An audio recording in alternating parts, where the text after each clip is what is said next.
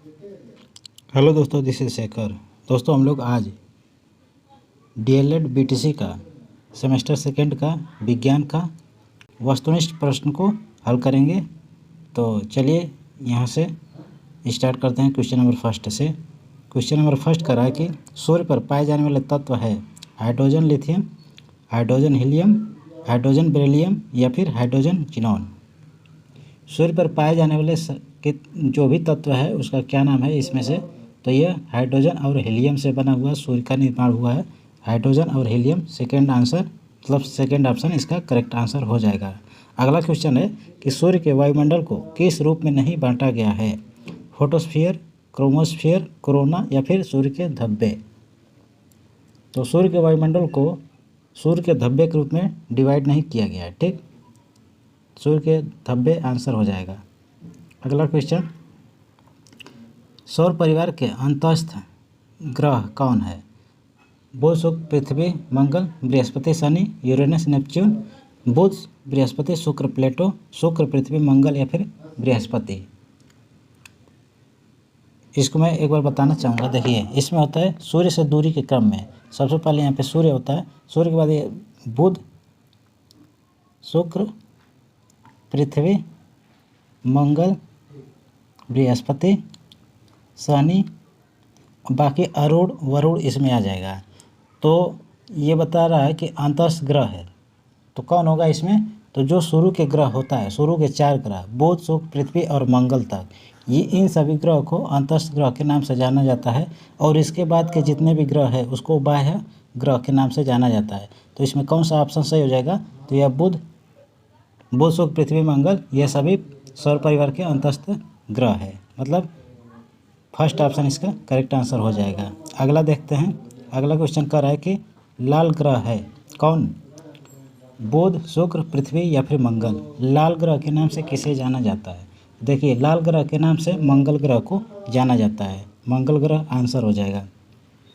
सूर्य से पृथ्वी की दूरी लगभग कितनी है? 14 crore kilometre, 15 crore kilometre, 16 crore kilometre या फिर 17 करोड़ किलोमीटर। सूर्य से पृथ्वी की दूरी कितनी है? तो सूर्य से पृथ्वी की दूरी लगभग है दोस्तों 14 करोड़ किलोमीटर होगा, यहाँ 15 नहीं 14 करोड़ किलोमीटर। अगला क्वेश्चन हो जाएगा इसका 1 सेकेंड, 15 करोड़ किलोमीटर हो जाएगा। चंद्रमा है क्या? ग्रह, उपग्रह, तारा या फिर आकाशगंगा। चंद्रमा क्या है? तो चंद्रमा एक उपग्रह है दोस्तों। सेकंड ऑप्शन इसका सही आंसर हो जाएगा। कौन सी मिट्टी फसल उत्पादन की दृष्टि से उत्तम रहती है? चिकनी, बलुई, दोमट या फिर मटियार। कौन सी मिट्टी फसल उत्पादन की दृष्टि से उत्तम रहती है दोस्तों? तो यह हो जाएगा इसका आंसर दोमट मिट्टी, दोमट। चिकनी मिट्टी में रंध्रकूप का प्रतिशत पाया जाता है कितना? 32%, 62%, 78% या फिर 48%। क्या होगा इसका आंसर? तो दोस्तों इसका आंसर हो जाएगा 32%। ठीक, भूमि के कटाव को रोकने का सबसे अच्छा उपाय निम्न में से कौन है? अधिक सिंचाई, मिट्टी को ढकना, घास के मैदान विकसित करके या फिर वृक्षारोपण द्वारा। तो मिट्टी के कटाव को कैसे रोका जा सकता है, इसमें से कौन सबसे अच्छा उपाय है? तो इसका आंसर हो जाएगा दोस्तों वृक्षारोपण के द्वारा मिट्टी के कटाव को रोका जा सकता है। वृक्षारोपण आंसर हो जाएगा। ठीक, जैव पदार्थ की अधिक मात्रा से भूमि का रंग हो जाता है कैसा? हरा, सफ़ेद, काला या फिर लाल। तो दोस्तों यह काला हो जाता है, काला। खेत की मेड़बंदी की जाती है जिससे वर्षा का पानी बहकर न जा सके, पानी से खेत की उर्वरा शक्ति बढ़ सके, पानी भरा रहने से फसल अच्छी होगी या फिर खेत की भूमि का कटाव न हो। खेत की मेड़बंदी क्यों की जाती है? पानी भरा रहने से फसल अच्छी होगी, इसके लिए खेत की मेड़बंदी की जाती है। ऊर्जा किस प्रकार की भौतिक राशि है? सदिश राशि, अदिश, सदिश या अदिश दोनों या फिर इसमें से कोई नहीं। ऊर्जा इसमें अदिश राशि हो जाएगा दोस्तों, अदिश राशि। ठीक, अधिकतम कार्य के लिए बल तथा विस्थापन के बीच कोण होना चाहिए कितनी डिग्री? अधिकतम कार्य के लिए बल तथा विस्थापन के बीच का कोण कितना होना चाहिए? 0 degree Celsius, 30 degree Celsius, 45 degree Celsius या फिर 90 डिग्री सेल्सियस। दोस्तों होना चाहिए 0 डिग्री सेल्सियस। जब कोई वस्तु पृथ्वी की ओर गिरती है तो उसका कुल ऊर्जा घट जाती है, बढ़ जाती है, नियत रहती है या फिर पहले घटती है फिर बढ़ती है? क्या होता है दोस्तों? तो जब कोई वस्तु पृथ्वी की ओर गिरती है तो उसकी ऊर्जा क्या होती है? नियत रहती है, उसमें कोई बदलाव नहीं होता है। किसी पिंड की गतिज ऊर्जा का व्यंजक है इसमें से कौन? मतलब गतिज ऊर्जा का सूत्र इसमें से कौन है? mv² v²/2m या फिर mv या फिर 1/2 mv²। गतिज ऊर्जा का सूत्र क्या होता है? तो गतिज ऊर्जा का सूत्र होता है 1/2 mv²। आकाश में उड़ते पक्षी में होगी कैसी ऊर्जा? केवल गतिज ऊर्जा, केवल स्थितिज ऊर्जा, गतिज तथा स्थितिज दोनों ऊर्जाएं या फिर केवल दाब ऊर्जा? आकाश में उड़ते पक्षी की बात कर रहा है तो उसमें होगा दोस्तों गतिज तथा स्थितिज दोनों ऊर्जा। यांत्रिक ऊर्जा को विद्युत ऊर्जा में बदलने वाला यंत्र है कौन? वोल्टमीटर, डायनामो मीटर या फिर ट्रांसफार्मर? तो देखिए यांत्रिक ऊर्जा को विद्युत ऊर्जा में बदलने वाला यंत्र का नाम है डायनामो। यह बहुत इंपॉर्टेंट प्रश्न है ये। निम्नलिखित में से मशीन नहीं है, मशीन लिखा हुआ है, थोड़ा सा लिखने में गलत हो गया, मशीन। निम्नलिखित में से मशीन नहीं है। उत्तोलक, साइकिल, घिरनी या फिर जमीन पर क्षैतिज में रखा पहिया? जमीन पर क्षैतिज में रखा पहिया यह कोई मशीन नहीं है। डी ऑप्शन करेक्ट आंसर हो जाएगा।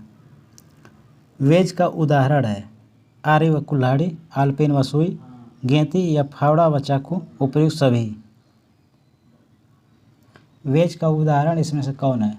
तो ये सभी वेज का उदाहरण है। आरी, कुल्हाड़ी, आलपेन व सुई, गेंती, फावड़ा व चाकू, ये सभी वेज का उदाहरण है। ठीक। उत्तोलक मशीन का उपयोग किया जाता है किस चीज़ के लिए? काटने के लिए, छेद करने के लिए, आकार बढ़ाने के लिए या फिर बोझ ऊपर उठाने के लिए? उत्तोलक मशीन की बात कर रहा है तो होता है इसका प्रयोग दोस्तों बोझ ऊपर उठाने के लिए। तेल से भरे ड्रम को ट्रक में चढ़ाने के लिए उपयोग करते हैं किसका? नट, समतल का, धुरी का, पहिए का या फिर वेज का? नट समतल का प्रयोग किया जाता है। कैंची उदाहरण है किसका? उत्तोलक व वेज मशीन का, वेज मशीन और घिरनी मशीन का, नट समतल और वेज मशीन का या फिर उत्तोलक और नट समतल मशीन का? कैंची इस किसका उदाहरण है? तो उत्तोलक व वेज मशीन का उदाहरण है कैंची। चिमटा किस श्रेणी का उत्तोलक है? तृतीय श्रेणी, प्रथम श्रेणी, द्वितीय श्रेणी या फिर उत्तोलक ही नहीं है?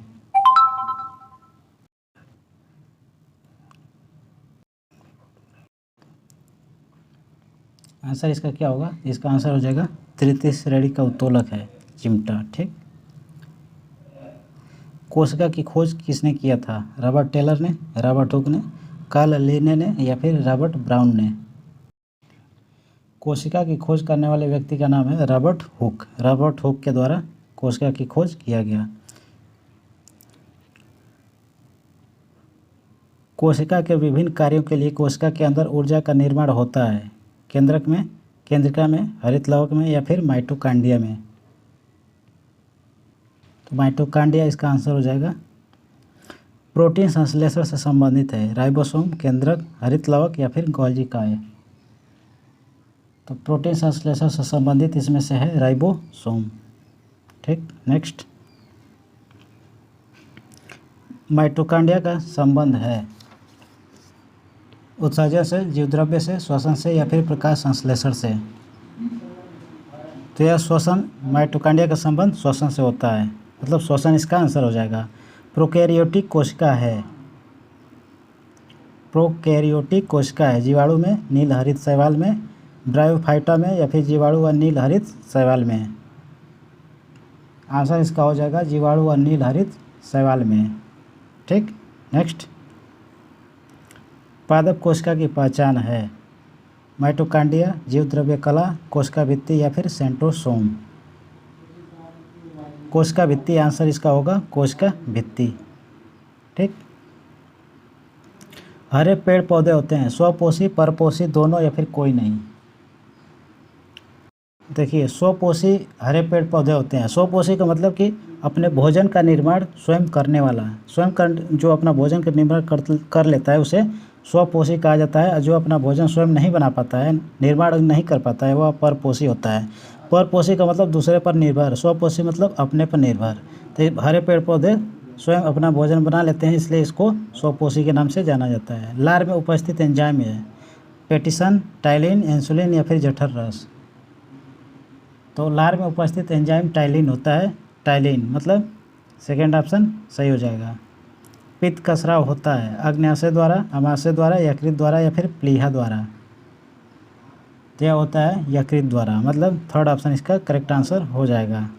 नेक्स्ट है आहारनाल के किस भाग में भोजन का पूर्ण पाचन हो जाता है? बड़ी आंत में, आमाशय में, मुंह में या फिर छोटी आंत जिसे क्षुद्रांत कहा जाता है। आंसर इसका हो जाएगा छोटी आंत में, मतलब डी ऑप्शन इसका करेक्ट आंसर हो जाएगा।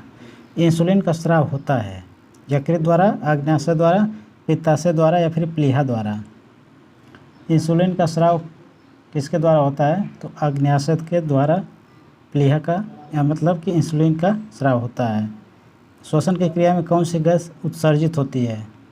CO2 गैस, O2 गैस, मतलब CO2 मतलब कार्बन डाइऑक्साइड गैस, O2 मतलब ऑक्सीजन गैस, N2 गैस या फिर Cl2 गैस। तो श्वसन की क्रिया में कौन सी गैस उत्सर्जित होती है? तो दोस्तों कार्बन डाइऑक्साइड गैस उत्सर्जित होती है, जिसे CO2 के नाम से जाना जाता है।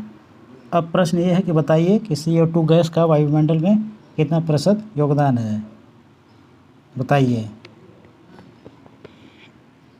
तो इसको कमेंट बॉक्स में बता दीजिएगा। चलिए मिलते हैं अगले वीडियो में। Take care, bye.